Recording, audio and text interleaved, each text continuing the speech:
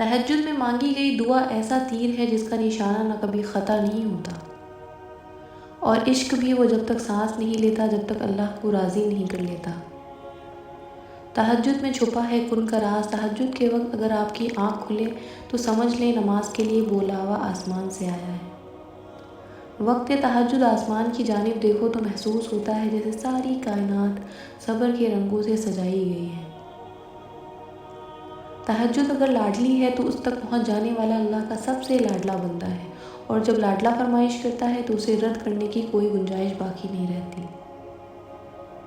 کتنی پراثر ہوتی ہے وہ شدتیں جو ہمیں تہجد تک کھینچ لاتی ہیں۔ تیرے کن پر یقین ہے اس لیے میری دعا کا سلسلہ قائم ہے ابھی تک، اور جانتے ہو سکون کیا ہے؟ اپنے رب سے اکیلے میں بیٹھ کر گفتگو کرنا۔ تہجد کے وقت اللہ وہ دعائیں بھی سن لیتا ہے جسے دنیا ناممکن کا خطاب دے چکی ہوتی ہے۔ خوبصورت کہانیاں حقیقت یوں ہی نہیں بن جاتی، ان میں صبر، توکل اور دعا بے مثال ہوتی ہے۔ آسمان سے نزول معجزوں کا ہوتا ہے جب تکلیف، غم، دکھ مٹا دی جاتی ہے۔ مان لو، جان لو، سر تسلیم خم کر لو اس پر کہ مانگی تو جوا جائے تہجد میں اگر قبولیت کے تحفے سنگ اپنے ضرور لاتی ہے۔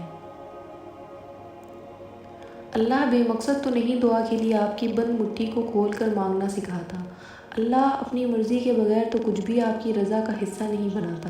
کچھ تو بدلنا ہے اللہ نے جو وہ طلب نہیں بدل رہا، کچھ تو ممکن ہونا ہے جو یہ دل بار بار ناممکن مانگ رہا ہے۔ گنجائش ہے اب بھی معجزوں کی، تو ہی تو دعا پلائی گئی ہے۔ توکل رکھیں، اللہ کی چاہ ہے تو وہ آپ کی بھی چاہ بنا دی گئی ہے۔ یہی اس کی عطا کا اندازہ ہے کہ وہ پہلے تمہیں مانگنا سکھاتا ہے اور پھر وہاں سے عطا کرتا ہے جہاں سے ملنا تمہیں ممکن نہیں لگتا۔ وہ تمہیں تم سے گزار کر ہی خود تک لاتا ہے۔ وہ تمہیں پہلے تمہاری پہچان کرواتا ہے، پھر اپنا پتہ دیتا ہے۔ تم اپنی مرضی سے اس کی جانب نہیں جاتے، بلکہ جب اسے تم پہ بے حد پیار آتا ہے تب وہ ایسے حالات پیدا کر دیتا ہے کہ تم اس کی جانب کھینچے چلے جاتے ہو۔ کبھی کبھی جو آپ چاہتے ہو وہ نہیں ہوتا۔ زندگی ہمیشہ خوشیوں کی راہ پر تو نہیں چل سکتی۔ اللہ نے ہمیں اس دنیا میں اپنی عبادت کے لیے بھیجا، اور اللہ کی عبادت میں اس کی آزمائش اور صبر بھی شامل ہے۔ ہم تو ایک معمولی انسان ہیں، اللہ نے تو اپنے نبیوں اور پیغمبروں کو بھی آزمائش میں ڈالا۔